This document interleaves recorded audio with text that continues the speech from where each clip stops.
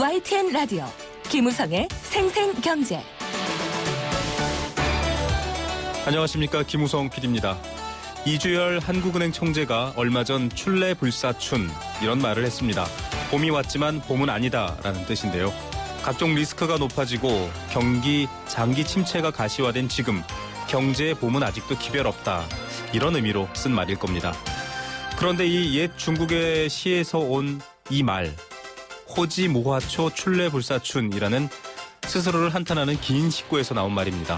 풀과 꽃이 없어서 봄이 와도 봄이 아니다, 이런 뜻인데요. 문득 서민을 비유하는 풀, 꽃이라는 단어들이 눈에 더 띕니다. 봄이 안 오면 오게 해야겠죠. 꽃과 풀이 건강해지면 봄은 올 것 같습니다. 2016년 2월 22일 정월 대보름입니다. 김우성의 생생경제 시작합니다.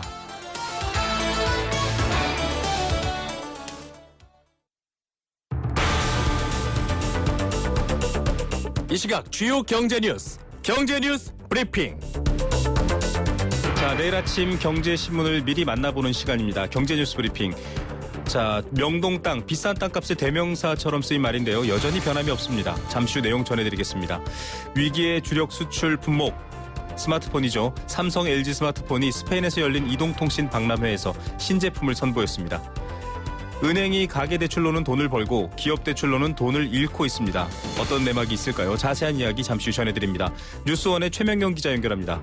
최 기자님, 안녕하십니까? 네, 안녕하십니까? 네, 뭐 불변인 것 같은데 저도 예전에 어릴 때부터 들었던 말인데 가장 비싼 땅 역시 명동이군요. 네, 그렇습니다. 뭐 한 평만 팔면 아파트도 산다, 뭐 이런 얘기도 있는데요. 네. 실제 그런 것 같습니다. 국토교통부가 2016년 전국 표준시 공시지가를 오늘 공개를 했는데요. 이 네. 공시지가가 이 세금을 내는 기준이 됩니다. 뭐 이 공시지가에 따른 다양한 기록들이 나오는데. 네. 이 가장 비싼 땅값은 지금 한 7년째 서울 중구 명동 8길에 있는 화장품 판매점, 뭐 네이처 리퍼블릭이라는 화장품 가게가 위치한 자리고요. 네네. 부지 1제곱미터당 공시가격이 8,310만 원. 요거를 평으로 3.3m로 환산을 하면 2억 원이 3억 원에 가깝게 2억 원이 훌쩍 넘습니다. 네, 맞습니다. 작년이 요 땅값이 8,070만 원이었는데 네. 240만 원, 2.97%가 올랐다고 합니다. 재밌는 게 1등부터 10등까지의 그 기록이 모두 다 명동에 위치하고 있습니다. 네. 그 2위는 우리은행 명동 지점이고요. 네. 이 7,850만 원, 작년보다 한 230만 원 정도 상승을 했고, 이 태계로에 위치한 유니클로라는 가게의 땅값이 1제곱미터당 7,850만 원을 기록을 했습니다. 여긴 태계로이긴 한데 명동에 붙어 있는 곳이라서 네네, 그렇죠. 사실상 명동이라고 보면 될 것 같고요. 뭐 4위는 토니모리 화장품 명동 판매점, 5위는 명동의 나이키, 다 7,740만 원, 7,470만 원 정도를 기록을 했습니다. 네. 6위부터 10위도 다 명동에 위치한 화장품이나 의류 판매점들이 되겠습니다. 가장 싼 곳은 네. 경북 김천시 대항면 대성리에 있는 땅인데요. 네. 공시지가가 1제곱미터가 160원입니다. 160원이요. 네, 그렇습니다. 이거 평당 3.3제곱미터로 계산을 해도 528원. 요것하고 1위인 그 네이처 리퍼블릭 명동 땅값하고 환산을 이렇게 좀 비교를 해보면 네. 땅값 차이가 51만 9,375배가 차이가 난다고 합니다. 네. 맞아, 어마어마한 숫자인 것 같습니다. 전국 땅값은 4.7% 상승을 해서 2015년 상승분 4.14%보다 더 높았고요. 제주도 땅값이 19.5% 올라서 가장 많이 올랐다고 합니다. 예, 한 평에 2억 5천만 원 가는 명동 땅. 밟을 때마다 좀 기분이 묘할 것 같습니다. 네. 자, 삼성전자, LG전자 이동통신 전시회죠. MWC에서 신제품을 출시했네요. 네, 그렇습니다. 갤럭시 S7하고 G5 신제품이 각각 어제 밤과 오늘 새벽에 스페인 바르셀로나에서 공개가 됐습니다. 네. 뭐 이게 좀 꽤 괜찮고 재밌는 제품들이 나와서 오늘 그 인터넷 그 홈페이지에 네. 여기저기 보도가 되고 있더라고요. 여기저기 네. 보도가 되고 검색어 순위에서도 2위에 오르기도 하고요. 좀 화제가 되는 것 같습니다. 네. 삼성전자하고 LG전자 모두 VR이라고 해서 가상현실 기기를 굉장히 좀 중점적으로 내놨습니다. 네. 삼성전자는 기어 360이라고 해서 360도로 한꺼번에 동영상 촬영이 되는 그런 신개념 카메라도 내놨고요. 이거를 통해서 현장을 마치 안방에서 바로 현장을 보는 것처럼 이 VR 생중계를 해서 또 눈길을 끌기도 했습니다. 네. LG전자는 G5 제품을 좀 재밌는 컨셉으로 내놨는데요. 네. 뭐 펀이라는 그 주제, 그 전시 주제도 펀으로 내놨을 정도로 이 재미를 굉장히 강조를 했는데 네. 모듈식이라고 해서 이 스마트폰의 배터리하고 이 아랫부분이 한꺼번에 빠졌다가 다른 부분으로 이렇게 꽂을 수 있는 네. 그런 컨셉트를 내놨습니다. 그래서 원래 있는 스마트폰에서 배터리 부분을 뺀 뒤에 그 자리에 캠 플러스라는 것을 꽂으면 스마트폰에 이 DSLR 카메라와 같은 그 카메라 셔터도 생기고 네네. 또 하이파이 플러스라는 걸 꽂으면 이 스마트폰이 전문 오디오 수준의 그런 음색을 네. 음악을 이렇게 재생할 수 있는 그런 것으로 또 바뀌고요. 뭐 VR 영상이라든가 또 홈 모니터링 카메라, 블루투스 헤드셋, 또 드론을 조정할 수 있는 패널, 뭐 이런 것과도 연결할 수 있는 그런 신제품이어서 네. 아주 반응도 좋고 LG전자 주가도 오늘 상승하는 그런 모습을 보이고 있습니다. 네, 사실은 모바일이 중국의 저가 제품에 많이 추월된다라고 했는데 정말 우리가 퍼스트 무버가 될 수 있는지 이 제품들의 추이를 한번 지켜봐야 될 것 같습니다. 근데 이번에 또 MWC에서 지금 중국 얘기를 하셨는데 네. 중국 업체 하나가 조금 도발적인 발언을 해서 좀 눈길을 끌었습니다. 아, 어떤 발언이죠? 화웨이라고 중국의 1위 스마트폰 업체고 글로벌 3위를 지금 하는 업체가 있는데요. 네. 이건 현지에서 미국 방송과 인터뷰를 하면서 3년 내에 애플을 따라잡고 5년 내에 삼성을 삼성전자를 따라잡겠다. 이렇게 네. 선언을 했습니다. 이게 작년에 화웨이가 1억 800만 대의 스마트폰을 팔았고 그렇죠. 삼성전자가 3억 1,700만 대, 애플이 2억 3,150만 대 이 정도를 팔았었는데요. 이걸 뭐 공격적으로 3년, 5년 내에 다 따라잡겠다고 하니까 좀 무섭기도 하고 어떻게 될지 좀 지켜볼 일입니다. 예, 대응하려면 계속 좋은 기술로 새로운 제품을 만드는 수밖에 없을 것 같습니다. 자, 은행 얘기로 조금 넘어가 보겠습니다. 은행들이 가계대출을 통해서는 수익을 조금 창출하면서 기업대출을 통해서는 또 그 수익을 까먹고 있다. 이건 또 어떤 뉴스죠? 그렇습니다. 작년에 또 올해까지도요, 이 가계대출이 최대 규모로 폭증을 해서 이게 우리나라의 잠재 성장에 좀 악영향이다. 네. 이런 얘기가 계속 나오고 있는데요. 내막을 조금 더 들여다보니까 가계대출 연체율은 2008년 글로벌 금융위기 이후에 최저치를 기록을 하고 있는데 네. 기업들의 기업대출 연체율은 또 금융위기 이후에 최고 수준을 보이고 있습니다. 네. 가계대출에서는 최대로 풀고 거기서 또 이익을 많이 얻고 있는 반면에 기업대출로 좀 이걸 까먹고 있는 거 아니냐 이런 분석이 나오는 이유입니다. 네. KB 국민은행, 신한, 우리, KEB, 하나, 농협 요 5군데를 5대 은행이라고 하는데요. 네. 이 5대 은행의 가계대출 연체율이 0.19에서 0.49% 정도로 분포했습니다. 2008년 이후 최저치고요. 네. 국민은행의 가계대출 연체율이 0.35, 여기가 조금 대출이 많기 때문에 연체율이 높은 편인데 네네. 처음으로 0.3%대로 떨어졌고요. 신한은행이 0.19, KEB 하나가 0.26, 우리은행이 0.39, 농협이 0.49, 이 정도를 분포를 하고 있습니다. 네. 워낙 저금리 상황이 이어지다 보니까 네네. 가계 이자 부담이 좀 줄어서 성실하게 빚을 갚는 거 아니냐 이렇게 파악이 되는데요. 네. 반면에 기업대출 연체율은 2008년 이후에 가장 높은 편에 속합니다. 농협은행의 대기업 연체율이 1.06% 정도 더 상승을 한 것으로 나타났고요. 네. 신한은행도 0.55%포인트 상승을 했습니다. 또 우리은행은 대기업 연체율이 1.04%로 전년 대비 0.28%포인트 상승을 했고 KB 하나은행도 0.27%포인트 이렇게 상승을 했습니다. 이런 기업들의 연체가 상승하면서 5대 은행의 대선 충당금 전입액이 3조 6,688억 원, 으로 6.18% 정도 전년에 비해서 좀 증가하는 그런 모습을 보이고 있습니다. 예. 가게도 마찬가지고 기업도 어렵기는 똑같은 상황일 텐데 아무래도 좀 기업 대출도 연체가 없어지는 상황, 경기가 좀 더 좋아져야 될 것 같습니다. 오늘은 여기까지 듣겠습니다. 감사합니다. 네, 고맙습니다. 네, 뉴스원의 최명용 기자였습니다. 다른 증시 분석. 오늘의 증시 분석. 네, 오후 3시 마감한 증시 상황 가장 빨리 전해드립니다. SK증권 명동 PIB센터 김춘석 부장 연결합니다. 김 부장님 안녕하세요. 네, 안녕하십니까. 네, 지난주 후반 1900선 회복 이후로 계속 보합세인 것 같은데 오늘은 어떻게 마감됐습니까? 오늘도 소폭 올랐습니다. 네. 코스피 시장은 1916대로 끝나서 0.12포인트 올라서 끝났고요. 코스피 시장 650선을 회복하면서 끝났습니다. 오늘 같은 경우는 기관하고 외국인 다른 모습을 좀 보이는 모습을 보였는데요. 네. 외국인 같은 경우는 거래소 시장은 330 정도 매수를 해서 플러스를 만들었고 코스닥 시장은 249억 정도 매도를 했습니다. 그런데 기관 같은 경우는 거래소에서 한 520% 정도 매도를 했고요.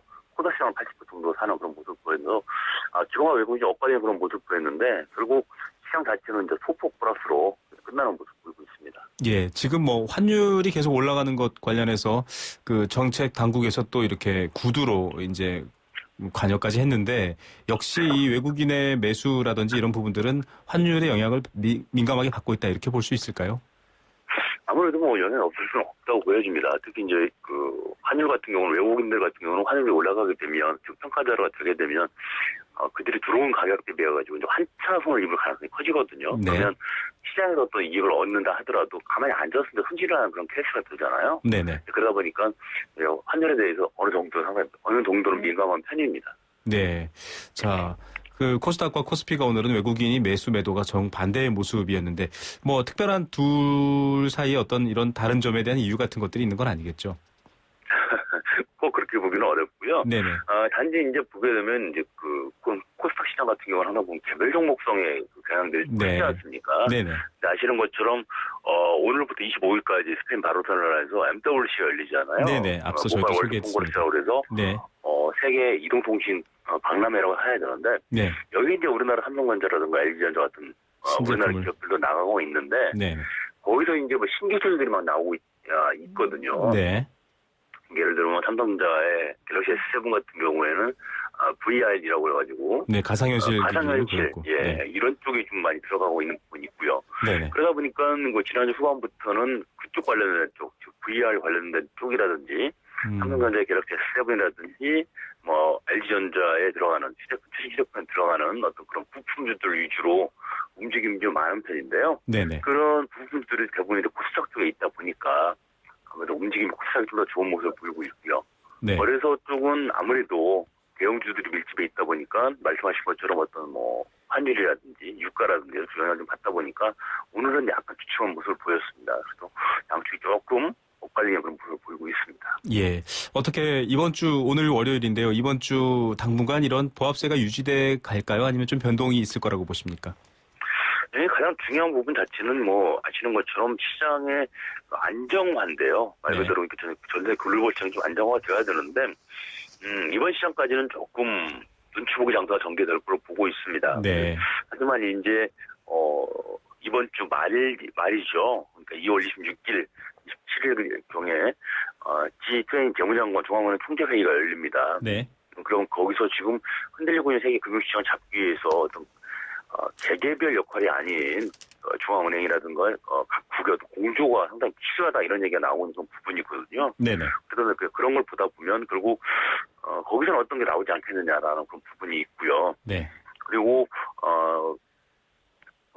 현지 시간으로 수요일이죠. 미국의 이제 저프리 레크 총재, 연준 총재라든지, 네네. 그다음에 브라드 총재라든지, 그러니까 미국 연준에 상당히 중요한 발언을 갖고 있는 그 지방은행 총재들이 네. 연설을 하게 되어 있습니다. 그래서 네네.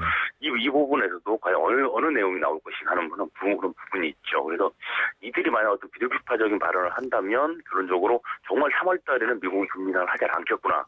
어떤 그런 안정감을 시장에 심어줄 수가 있고요. 네. 그래서 그런 부분에서도 역시 이제 이번 주 마지막, 그러니까 우리 시간으로 목요일, 금요일 향해 중요할 거로 보여집니다. 그래서 그때까지는 시간이 조금 그런 모습 볼 가능성이 크고요. 네. 길게 보다 보면 아무래도 3월 달까지는 3월에 미국 FOMC 열릴 때까지는 시장이 조금 더 이렇게 눈치 보기 장사가 전개될 가능성이 크다. 네네. 이렇게 볼 수 있을 것 같습니다. 예, 알겠습니다. 오늘 말씀 여기까지 듣겠습니다. 감사합니다. 네, 감사합니다. 예, SK증권 명동 PIB센터 김춘석 부장이었습니다. 건강기능식품 광고입니다. 장사를 하다가 급하면 잠깐씩 문을 잠그고 갈 수밖에 없는데 손님들한테 미안하죠. 한 번이라도 시원하게 아는 사람끼리 통하는 대한민국 1등 브랜드 CJ 제임제당 전립소 080-000-9988 1등 브랜드는 07년에서 14년 식약처 소팔메토 생산 실적 기준입니다.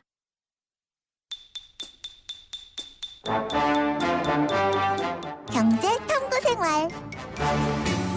네, 생생경제 1부 포스코와 함께했습니다. 1부 마치면서 퀴즈 풀고 선물도 받고 경제 상식도 풍부해지는 경제 탐구 생활입니다. 정답 맞춰주신 분께는 알칼리수로 건강해지는 내 몸 A수 생수 한 박스 선물로 보내드리겠고요. 또 2016년 매주 목요일 응답하는 여행 스케치의 가로수길 콘서트 나무야 나무야 공연 티켓 선물 일주일에 한 쌍께 드리겠습니다. 정답은 단문 50원, 장문 100원의 정보 이용료가 부과되는 샵 0945 우물정 0945번 문자와 스마트폰 앱 예스로도 참여하실 수 있습니다. 오늘은 조금 쉬운 퀴즈 내드렸습니다. 많이 참여해주세요. 초저금리 시대가 장기화되면서 거액 자산가들을 중심으로 현금 보유 선호도가 높아지고 있다고 합니다. 글로벌 경기 침체로 예전처럼 돈을 크게 불리기가 어렵다 이렇게 판단되니까 일단 시장이 안정될 때까지 수중에 가진 돈을 안전하게 지키자 이렇게 생각하는 건데요. 그래서 현금을 보관할 수 있는 이것의 판매량 역시 급증하고 있다고 합니다. 이것을 제작하는 업체에 따르면 지난해 매출액이 400억 원, 전년 대비 40%나 증가했을 정도라고 합니다. 시중에 많이 풀리고 있지만 10장 풀면 넉 장밖에 돌아오지 않는 5만 원권 역시 여기에 들어가 있다. 이런 분석들이 많이 있습니다. 돈, 기타 귀중품을 보관하기 위해 특수 제작한 상자, 쇠로 만들었습니다. 이것은 무엇일까요? 정답 보내주시기 바랍니다. 잠시 후에 뵙겠습니다.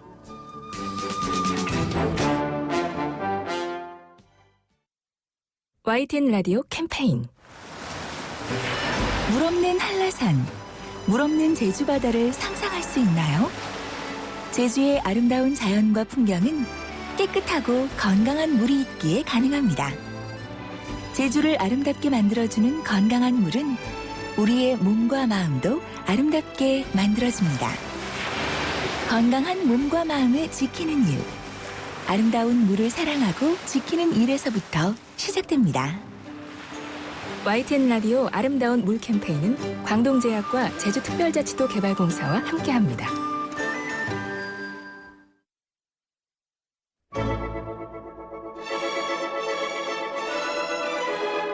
삶을 위한 생생한 라디오 경제 YTN FM 김우성의 생생경제. 생생경제 2부 함께하고 있는 지금 3시 28분을 향해 가고 있습니다. 원 달러 환율, 즉 우리 돈과 미국 돈 달러의 이 가치를 비교한 환율이 며칠째 계속해서 상승세를 보이고 있습니다. 오늘은 출발부터 1236원대까지 찍으며 5년 8개월여 만에 2010년 이후로 최고치를 기록하고 있는데요. 이렇게 원화 가치가 계속 떨어지면 정부는 부담을 느끼게 됩니다. 그래서 구두 개입까지 나섰습니다. 좀 심각하다, 지켜보고 있다 이런 얘기까지 나왔는데 자, 지금 각 나라들은 자국의 환율을 보호하기 위해서 아주 큰 전쟁을 벌이고 있습니다. 이 방향 어디로 가고 있고 우리의 태도는 어떻게 정해져야 될까요? 이준엽 현대경제연구원 연구위원과 이야기 나눠보겠습니다. 이 박사님 안녕하십니까? 예, 안녕하세요. 자, 정부와 한국은행 지난 금요일에 공동 대응하겠다 이렇게 구두 개입까지 했거든요. 원달러 환율 그만큼 지금 상승이 조금 우려하거나 걱정해야 될 상황이다 이렇게 볼 수 있을까요? 예, 그렇습니다. 최근엔 좀 비정상적으로 환율이 급등했다가 급락하는 현상이 반복이 되고 있는데요. 네.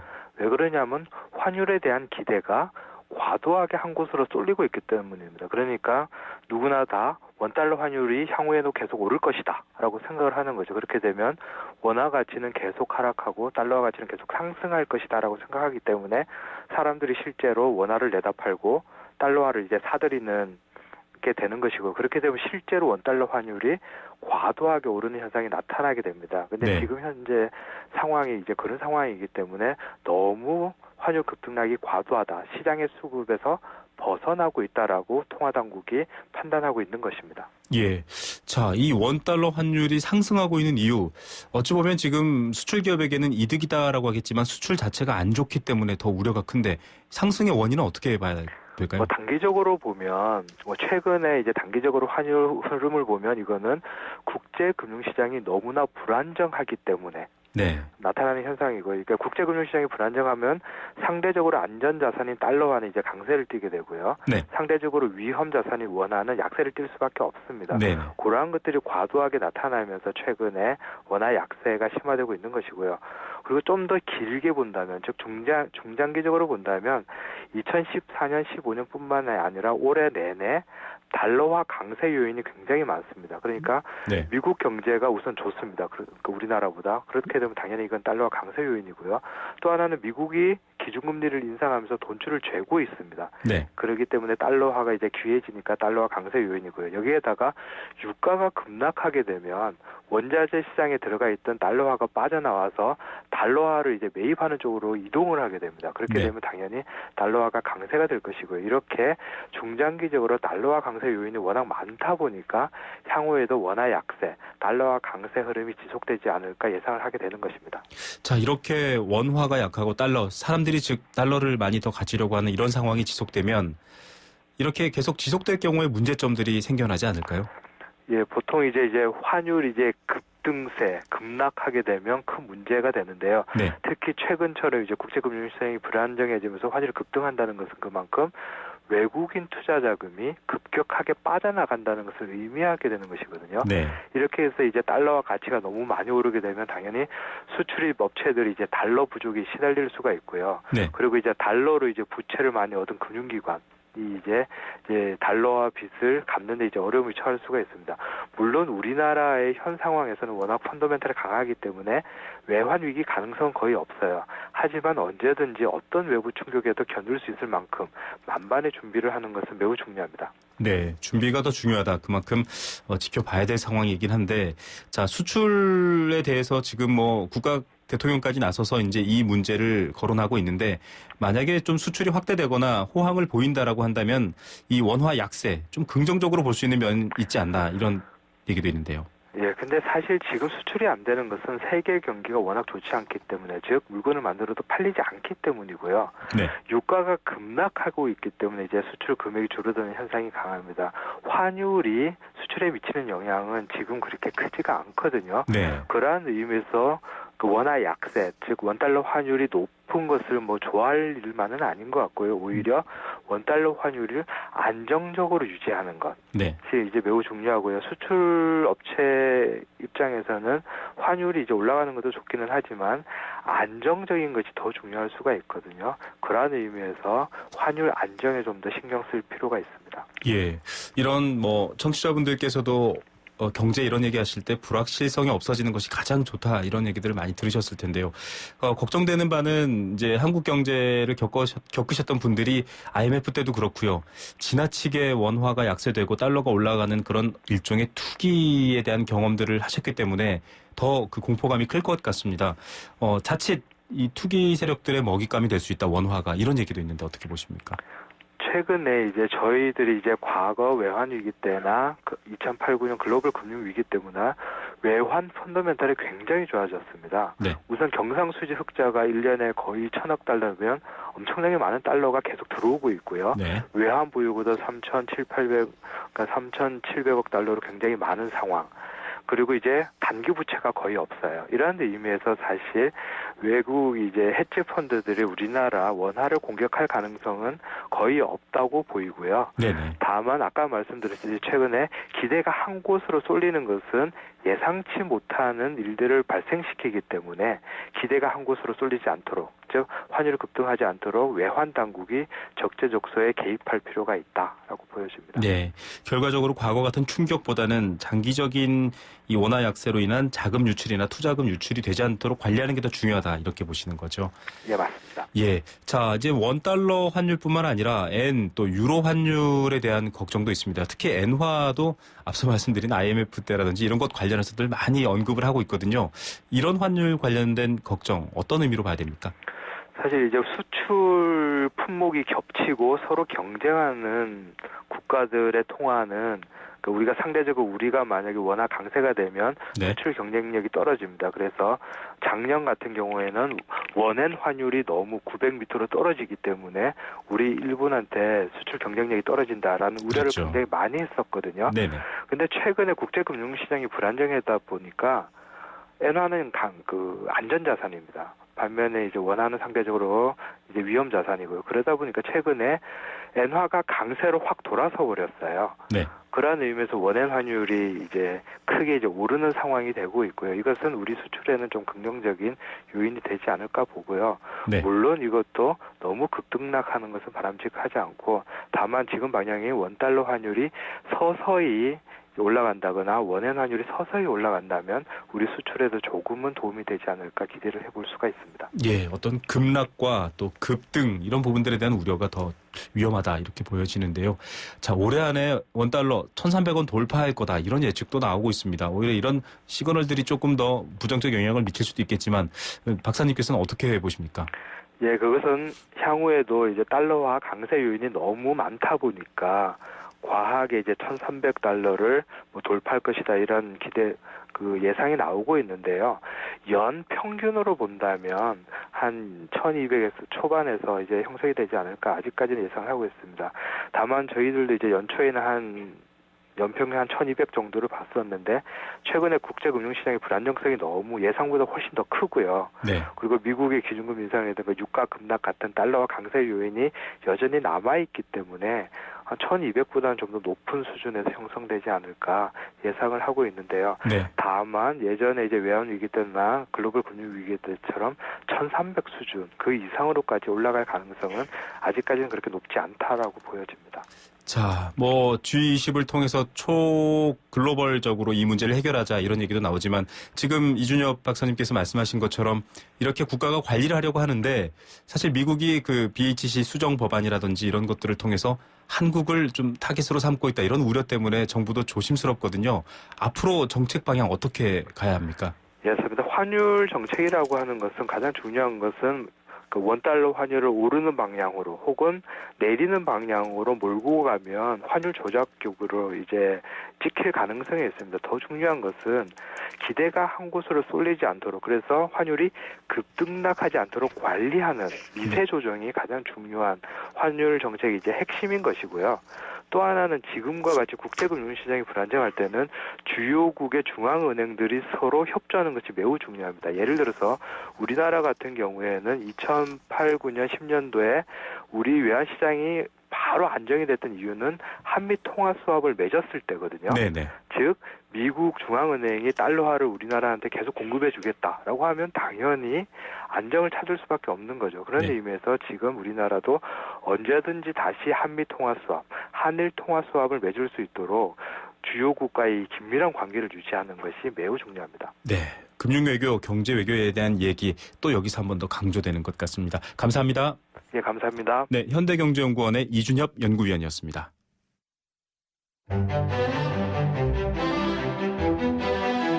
경제를 읽고 듣고 나누는 시간. YTN 라디오 김우성의 생생경제. 네, 거시경제에 관련된 무거운 얘기들 전해드리지만 또 우리 일상의 중요한 경제 환경도 만나보는 시간입니다. 생생 인터뷰 두 번째 시간은 계좌 이동제에 대해서 말씀드릴 텐데요. 우리나라 국민들 은행 잘 안 바꿉니다. 평생이라는 수식어가 계좌에 붙을 정도로 은행을 계속 정해놓고 썼는데 이제 달라집니다. 여러 가지 계좌 이동제 또 ISA 도입까지 이어지면서 은행이 고객을 붙잡으려고 노력하는 상황인데 과연 우리는 어떤 선택을 해야 될까요? 유리한 점, 불리한 점 그리고 상황 알아봅니다. 금융소비자원의 조남희 대표 연결되어 있습니다. 조 대표님 안녕하십니까? 안녕하세요. 예, 반갑습니다. 예. 자, 계좌 이동제 많은 관심을 갖고 시작됐는데 사실 아직 모르는 분들도 좀 계시고요. 당장 이번 금요일부터 3단계가 시행된다 이렇게 알려져 있거든요. 제도 도입 취지랑 내용을 좀 먼저 알려주시죠. 네, 그렇습니다. 계좌 이동제란 은행을 거래하는 고객이 거래를 희망하는 은행을 방문하거나 아니면 금융결제원의 어떤 통화관리 시스템에 접촉해서 주거래 계좌를 변경을 하는 경우에 그 요청받은 은행의 기존 계좌에 연결된 어떤 카드 대금이라든지 통신료, 각종 공과금 자동이체, 자동 송금 등을 일괄적으로 이전해 주는 제도입니다. 네. 그러니까 A라는 거래 은행의 모든 그 부속 거래가 B라는 은행으로 내가 이전을 원하면 자동으로 모든 게 다 딸려서 이전해 가는 것인데요. 네.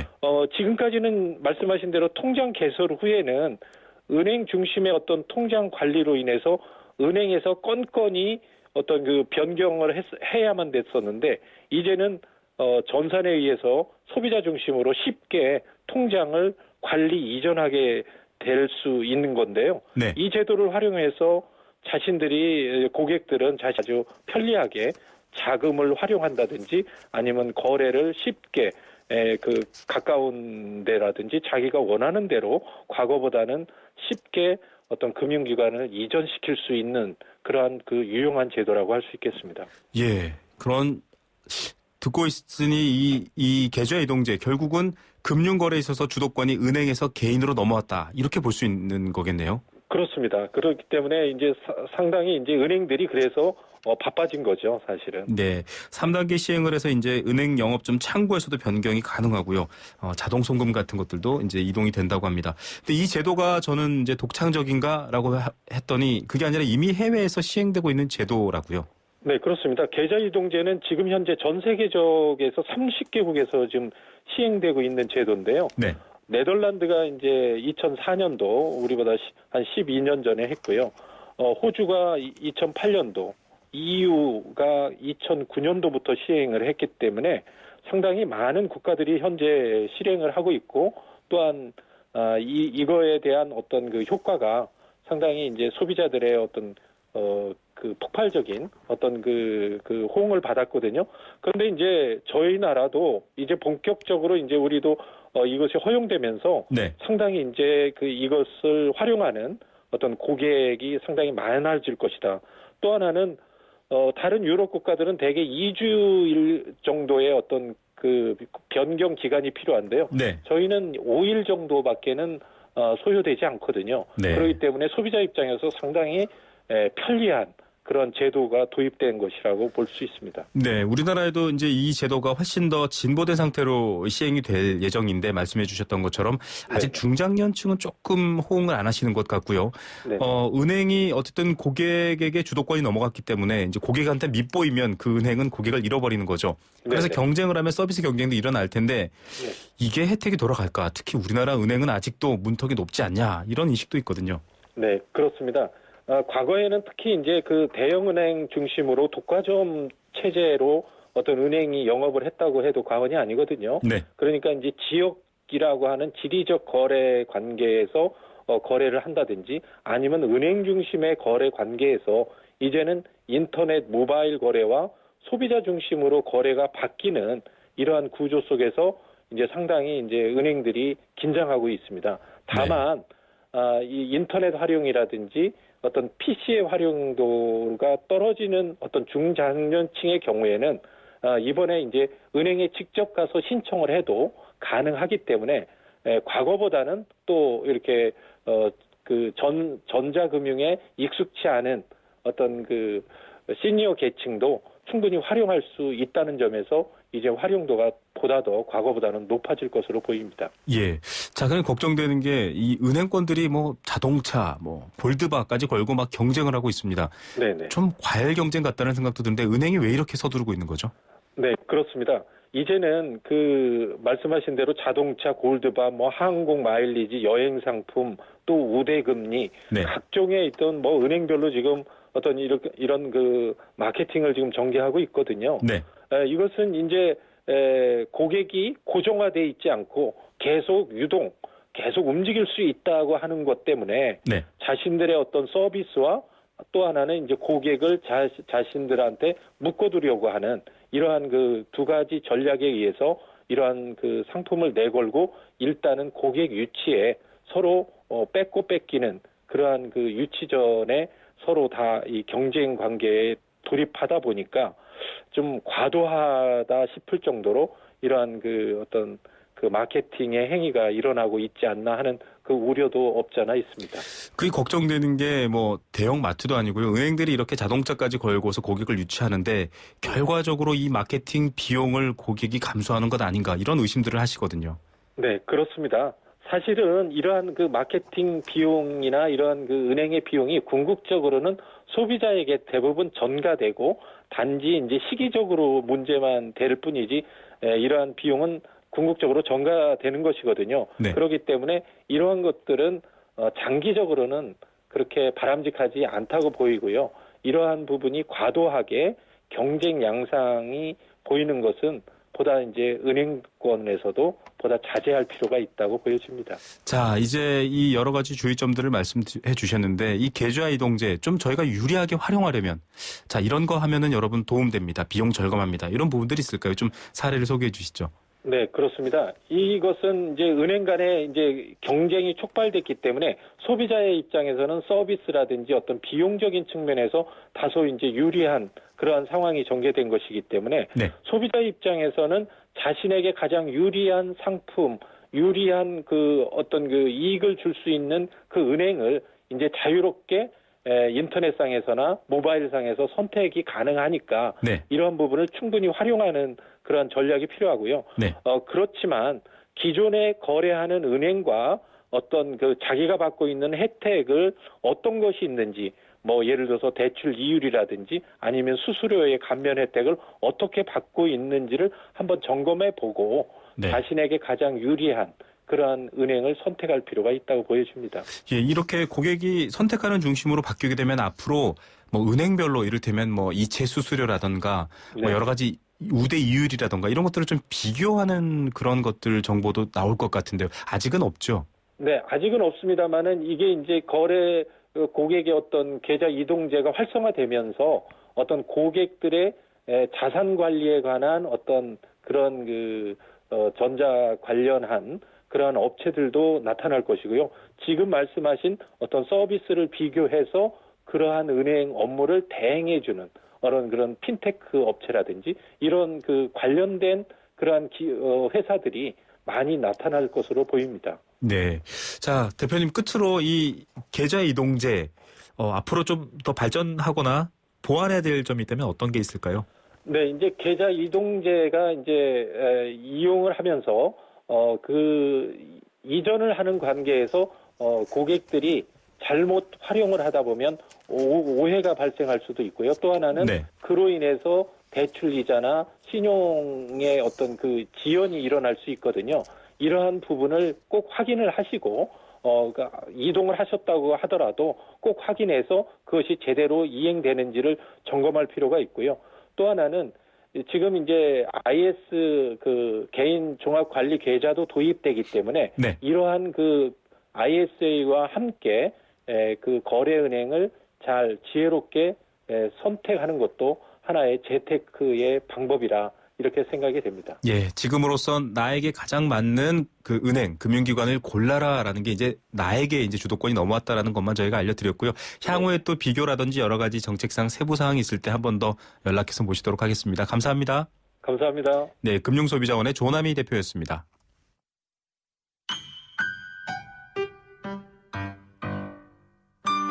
행복한 살림살이 생생장바구니. 자, 가장 맛있고 싼 제철 식품 무엇일까요? 먹는다라는 건 뭐 여러 가지 활동 중에서 가장 중요한 활동일 겁니다. 먹는 것과 관련된 소중한 경제 정보 정하는 시간이죠. 한국농수산식품유통공사 김시아 대리 연결합니다. 김 대리님 안녕하세요. 네, 안녕하세요. 김시아입니다. 네, 자 오늘 저 오프닝에서도 말씀드렸는데 오늘 네. 어떤 날인지 아시죠? 오늘 음력 1월 15일 정월대보름 날이죠. 예, 맞습니다. 네. 농사가 시작되는 날 이런 의미도 있고요. 뭐 대개는 내더위 사가라 이런 말 하는데 요즘은 안 하고 있습니다. 워낙 마음들을 힘들어하는 시기여서 그러게요. 내더위 사가라 이런 말은 안 하고요. 대신 이제 네네. 좋은 덕담을 해드리고 있는데 네. 예, 정월대보름 관련해서 또 여러 가지 얘기들 나오겠네요.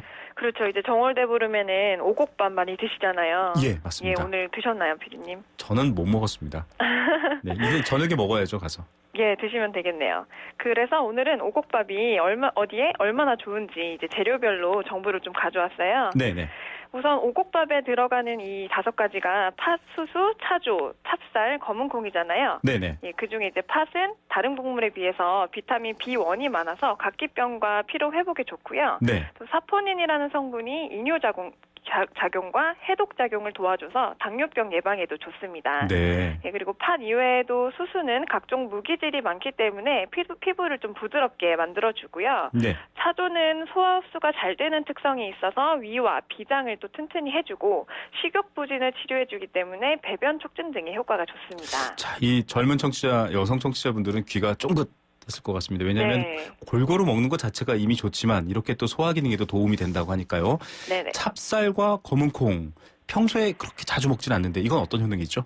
예, 찹쌀은요, 일단 위장을 좀 튼튼하게 만들어주고 광물질과 비타민이 풍부해서 불균형한 영양소를 조절해주는 효과가 있다고 합니다. 네. 예, 또 뼈를 단단하게 해주는 비타민 D도 풍부하기 때문에 평소에도 밥 지으실 때 찹쌀과 같이 섞어서 좀 해보시면 좋을 것 같아요. 네. 예, 그리고 검은콩은 잘 아시다시피 신장과 방광 기능을 좀 튼튼히 하는데 좋은 효과가 있고요.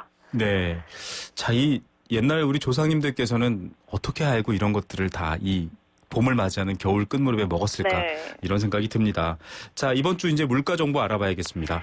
네, 이번 주에 가격이 약간 상승세인 품목은요, 감귤과 미나리가 되겠습니다. 네. 이제 감귤은 제주 지방에서 노지 재배분 출하가 마무리되어 가면서 공급 물량 감소로 가격이 약간 오름세고요. 네. 또 미나리는 창국거리 부재료 수요는 이제 꾸준한 가운데 기상 여건이 최근 호전됨에 따라서 네. 상품성이 좋은 하우스 재배분 출하가 많아졌습니다. 네. 그래서 가격이 조금 오름세고요. 예, 미나리 지금 제가 굉장히 좋아하는 이 채소 중에 하나인데요. 네. 예, 독소를 풀어주는. 네. 그 감귤은 지금 제주에서 좀 생산이 많이 돼서 우려가 된다는 뉴스들이 나왔는데 다행히 좀 가격이 올라서 공급이 많이 됐으면 좋겠습니다. 네네. 예, 좀 반면에 가격이 좀 저렴해지는 품목들도 있습니까?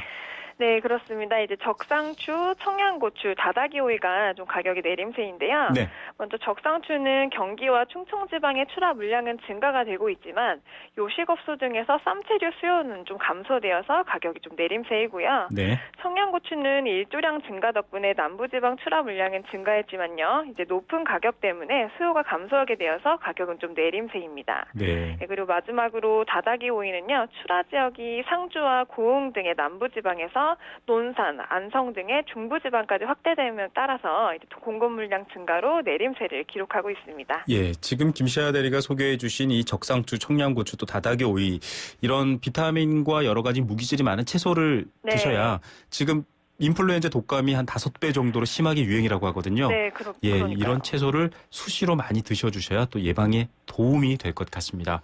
네네. 자, 뭐 시장에 가지 못하는 분들은 주로 대형마트에서 주문해서 드시기도 하는데 대형마트에 좀 귀 기울일 만한 행사 소식이 있을까요? 네, 이번 주도 행사 소식이 있는데요. 이번 주는 좀 과일류와 축산물 쪽에서 할인 행사가 많이 들어갔어요. 네. 이제 우선 이마트에서는요, 오렌지를 6개에 7,740원에 저렴하게 판매 중이고요. 네. 삼겹살은 100g에 1,780원, 그리고 계란은 20개에 4,180원, 그리고 돈불고기를 100g에 580원의 가격에 각각 저렴하게 판매 중입니다. 네.